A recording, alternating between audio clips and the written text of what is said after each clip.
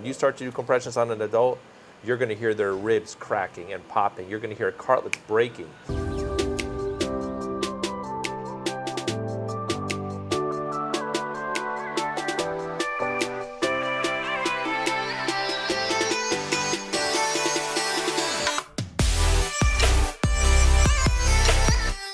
Welcome back to the channel. Today we have Erik. He's from Orlando and he's here to talk about his business. But we're gonna let him talk about it. So Erik, what about you introducing yourself? Okay, my name is Erik Helms. I own CPR Experts Orlando in Orlando, Florida. I've been in business for 17 years now, and I'm also a fireman. I do that as well. And I do CPR trainings for all kinds of companies. I do them for gyms, nursing homes, hotels, schools, dental offices. So we're doing trainings for all kinds of companies. So we're out teaching people how to save lives. Okay. So the way that I make Erik, because he contacted me to talk about his business. So he's trying to bring his business over here. So what is it that you're trying to do here in Dominican Republic exactly? I'm trying to offer our services out here because we want to make sure that people know how to save lives in the event something happens to a tourist or anybody else. So we want to make sure people are properly trained out here as well, just like we do in the States. So that's what we're looking to do and help, the chances of survival out here to improve if something which should happen. Okay, so for how long have you had this business? I've had it since 2006, 17 years now. I started it up from the ground zero and I built it up. So. Okay, great. And what is the business model that you have also? How do you teach people? We have two models that we can do the classes. We can come out to facilities and provide training equipment. Everybody has a chance to practice each skill. And we also do them through Zoom, where we could ship material over, mannequins over, and we can do the class on Zoom, and we can see them, they can see us, and then they would ship it back. So we offer those two formats. Okay. And this is the same type of business model that you're trying to bring here to Dominican Republic? You're trying to do it the same way? Yes. Yep, same way. So it's convenient. Whatever the customer prefers, we're willing to do either way. So I think that is a great idea because me, myself, like I told you over the phone when we was talking, that I was trying to look for a company that provide that service here because I always been interested in learning CPR. Even when I was at Florida, when I was in Florida, I never got around to do it. I was searching right before I talked to you. I was searching for a company to do it. I wasn't able to find a company online. So I think this is a great service to be provided here in Dominican Republic. So do you currently have clients here in Dominican Republic? Well, we've had some clients in the past, some hotels, and we're looking to redo that again, come back to these hotels and get new hotels and other businesses from there. So it's been a while since I've done it out here, but we're trying to restart that and get it going this year. So. Okay. So do you have any specific way that you're trying to to promote your business over here? Yeah, I'm trying to right now, I'm reaching out to the companies directly. I'm setting up meetings to meet with them, come over and do some trainings, and trying to do some social media to try to get the word out there for what we're doing, and trying to find other formats that we can present for what we can do so these customers out here will know how to reach us, know how to contact me, and know how to set up the classes. Okay. And let's say probably this is too soon to ask that because I'm interested myself in the classes, especially because you mentioned you can do it through Zoom, which is if I can find a company right now, I can do it through Zoom. So how do you have a website that people can check the classes, like how long you take the classes? Do you learn CPR in just one class? How much is it the cost and all that? Do you have a website where people can check that information? We have CPRExpertsOrlando.com is our website. On there is my phone number and my email address. They can reach out to me by calling me or emailing me, and then they can ask me when the classes are. I can tell them when they are, or if they want to schedule one, I'll look at my calendar and we'll try to work with something that works for their schedule and for my schedule so we can get everything accomplished. Usually we try to give us a little bit of notice so that we can get them the time and date that they want. I try to be real flexible with getting that stuff done. So that's usually the best way to do it would be go through our website of CPRExpertsOrlando.com. Okay. So I heard that you mentioned something like this before, but do you provide this service for individual or just companies? Mostly companies, but if an individual does call me, which that happens pretty much every single day, we get phone calls all day long for this, we try to put them into some of our existing classes. So we're going to tell them, hey, where are you located? They'll tell us wherever they're located, and I'll tell them we have classes going on this date, this date, this date in your area, and this time, so they're welcome to come and join any of those classes they want. So it's real flexible, and we plan on doing that here as well. Or the best way, if they're on their own, they can always do one of our Zoom classes. They can log in. That's people all over the place. They can log in, and they can do those classes no matter where they are. So that's really flexible for the individual to get that accomplished. Okay, So that's great. And the cost of the classes? usually what we charge for the CPR is $50 a person, so that's very affordable. It comes down to $25 a year because when you're certified, it's good for 2 years. We email them the cards, and they can present the card on to their prospective employer or whoever needs it. As well as when they get their CPR card, they have the option to download the entire CPR book that comes with the class as part of it, and they can pass it on to their friends and family members. You know, it's always good for everybody in their home or wherever else to know it, so their family can read the literature, so people can be prepared if an emergency happens even at home. Okay, that's great. That's why I'm interested. And you just with one class is enough, or you need to take more than one One class? class is enough. Yep. One class is enough. Okay, even great. And how long you usually take the class? Usually the class, it depends on the size. It can be anywhere from 1 to 2 hours, depending. We try not to keep people too long. I try not to show a bunch of boring videos and put people to sleep. It's very active. They're practicing skills. I myself have done CPR many times in my job in the fire department, so I try to tell them exactly what it's like when you're doing this on a real person.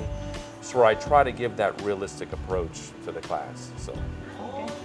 Because if you put them to sleep, then you will have to revive give them. CPR. Yes, for sure.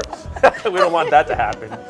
How was your CPR class? We actually did it for real and a real person there. You know, I was laid out.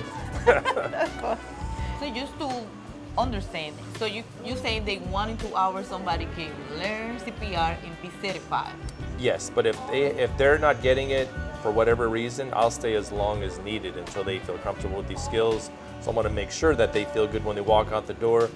And even after the class, if they have additional questions they forget to ask in the class, I'm very easy to contact. I get back with people real quick, and they can ask me any questions they want, and I want to make sure that they know that, so they're always comfortable with, hey, I'm not sure what to do in this, I forgot to ask this, that, and the other, they can always reach out to me. Okay, that's great. So guys, you know, if you want to learn CPR and you want to be certified because you can use it, because that is always good to learn something that you can use probably in a future job, or like you say at home, or if you are at the beach to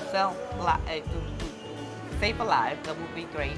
So you can learn and be certified in 1 to 2 hours. So that is great. It is. Excellent. Okay, so let me ask you this question. Have you had before people in the class, and what would be the reason, or what is the hardest thing to learn? The hardest thing for people to grasp is how difficult it is to do this for extended periods of time. When you're doing CPR on a real patient, it's very physical.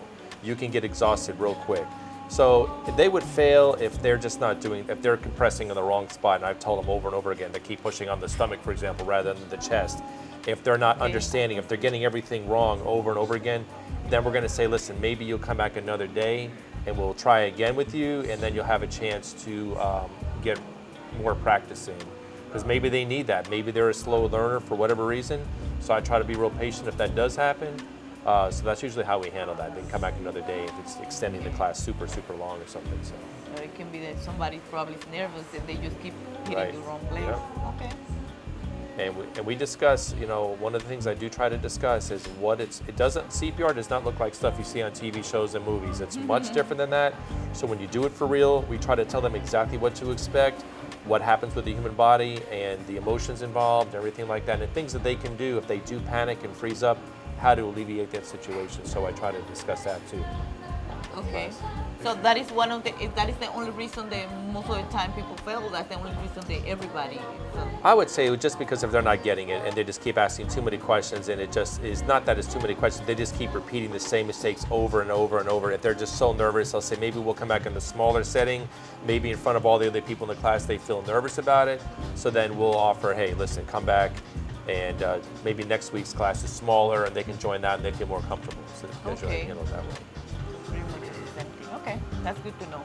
So besides CPR, do you offer any other service that you do? Yeah, we also do AED sales and support. So if anybody wants to have an AED machine, the defibrillator, we can have it shipped to their door. We also offer all, support for that, all the accessories, the product line. And we also do bloodborne pathogen classes. We do fire extinguisher classes and safety training. So we do other type of classes as well. So. Okay. So maybe for other companies there are, I don't know, none of the probably the equipment or anything you're talking about. But for people that are watching, probably if they own a company or if they work for a company that they know, they probably can use those services. Exactly. Yep. 100%. So let's talk about how is the onboarding process. Right. Let's say that I have a hotel. I need my employees to take the classes. How that would be?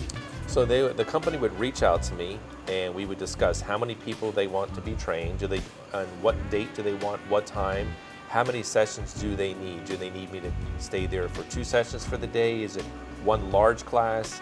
Is it going to be 3 medium-sized classes? So they'll reach out to me. We'll look at some times and some dates, and then I'm going to have them, if it's a large group, usually we'll have the company will print out everybody's name. When everybody comes in, they sign next to their name. It's a roster, and then I'm going to get the email, usually of the company owner or the manager, whoever it is, and then I email the CPR cards out to that person directly, so they have all the cards, and then they can put them wherever they need to put them, and they'll pass them out to the employees from there. So that's typically how we do it. So. Okay, and do you have a minimum that you require for the company? Yeah, we usually like to hold a group. We usually like to have at least 5 people, which is pretty easy to get. Usually people need this class, they're in desperate need for it, so it's usually not that hard to get 5 people in the group, and we can do classes going all the way up to 50 people. 50, so Yeah. from 5, anywhere from 5 to 50 people. And what do they need to provide?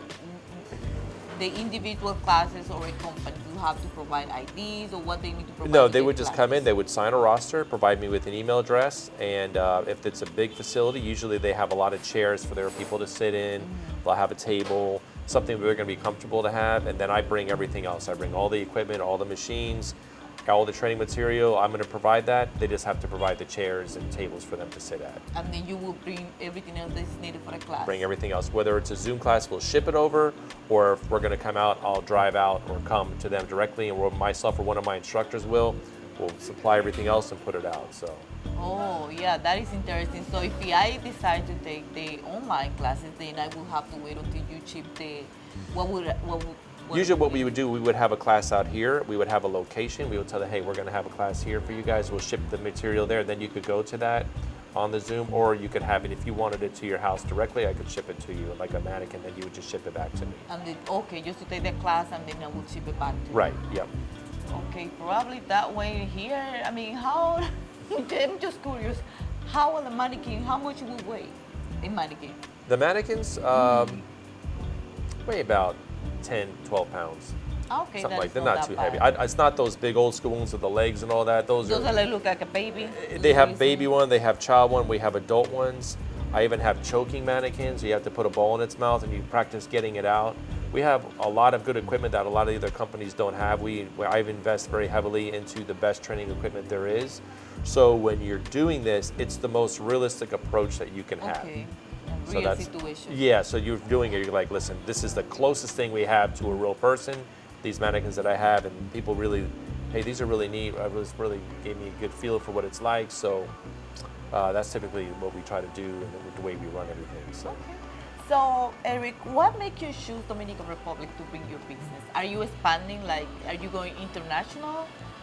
Or what makes you decide to come here to Dominican Republic? I just came out here because I felt like people really needed this. This is a heavily tourist and it's dependent upon tourism out here, the economy. And I felt like since I'm doing hotels in Orlando and places like that over there, that they could really benefit from what we're doing. And I found there isn't a lot of people offering the services that I do on the level that I do them. So I thought this would be something that would be very advantageous for the businesses out here to have this training. And if we can help save somebody's life, we're very pleased with that. That's what we're looking for. We want to make sure people know how to do these skills. I've gone to calls in my career in the fire department. We get there, and most people don't really know how to do this correctly, and they don't even know when to start it. They don't even know anything about it. and the results that we've seen have been bad. So we try to improve that by teaching people, hey, this is what you have to look for, this is what we're trying to teach you, this is what you need to do to give that person the best chance of survival. So. Okay, now that you talk about that, make me think about something. Do you have any statistic that you follow? Let's say like for every many hotels is many people that die because they don't know CPR or anything like that you follow?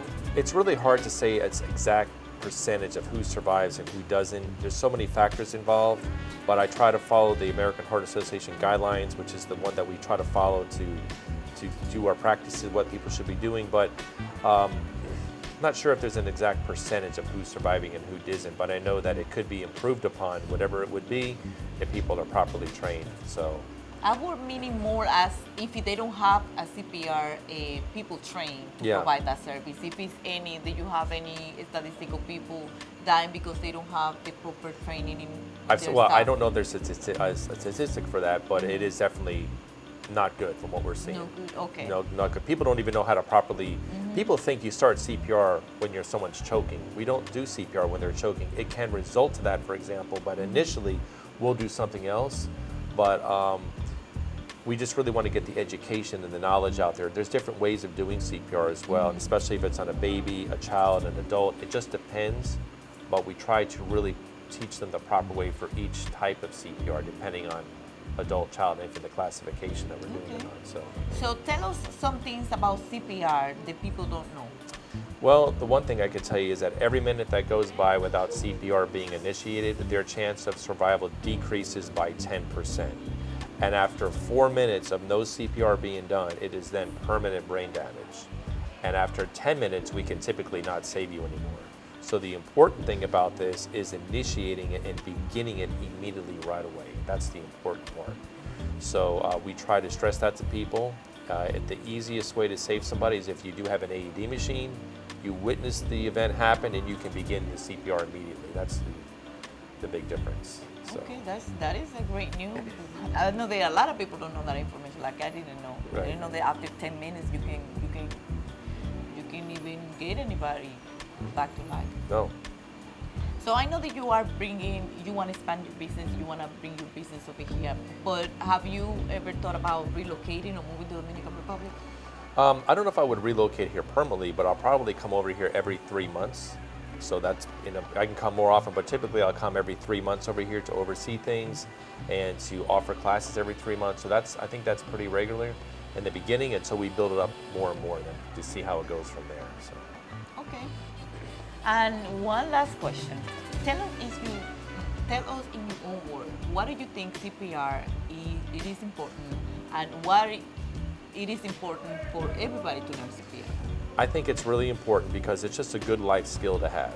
You never know in life what's going to happen, and if it was anybody out there's family member going down, their mother, their father, their spouse, their child, their friend even, knowing this skill can make the difference whether they're going to be with you or not. So that's the most important thing, being able to save somebody, especially if it's somebody close to you. We're all going to want somebody out there saving our loved ones, our friends, whoever it would be. So it's a very important skill for anybody out there to know, just that the problem is that not enough people know how to do it. It just isn't, the knowledge isn't there. People think they know what to do, but they really don't. Okay. So. Yes, I think that is a great information. Me, myself, I've been wanting to learn CPR. I'm going to learn CPR. So guys, this is Erik from Orlando. What is the name of the company again? It's CPR Experts Orlando, and we're at CPRExpertsOrlando.com is our website. Okay, so I'm gonna leave all his information down here, his phone number, website, just in case you are interested in the CPR classes, either for yourself or for your company or for anybody that you know, that you can contact him and he can give you more information about it. So that is what I have right now. Thank you for watching this video. Don't forget to like, comment, and subscribe, and also share. I will see you in my next one. Bye. Bye. Welcome back to the channel. Today we have Erik with us, and Erik is from Fort Lauderdale. He's from Orlando. Orlando. Hi, who was talking about? Yeah, Orlando. We are from Fort Lauderdale. We're from Fort Lauderdale. Scratch, start over again. Start over again. Who's more nervous, you or me? The way that I met Erik is because we have a I forgot now. What are you trying to say?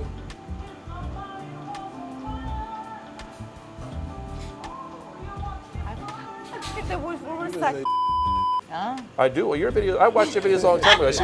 I saw you walk around talking about there's a farmland here, and then I'm going to go here, and then you were talking about these, what was it, the ribs to go, and then you didn't like, something you didn't like in Boca Chica. the What was fish, that? all the fish. The fish was a bad piece of fish. It was a rotten fish or something. That was terrible. So you were either killing that guy's business, or he's like, oh my God, you're ruining my business. You're talking bad about my fish. Now, look, it's empty in here. Look what you did. Doors are closing. Jeez. you forgot to tell them that all the people that do CPR ain't gonna be them pretty girls on the beach that fall out. It's not going to be Baywatch. I was gonna make it. It's usually some. They gonna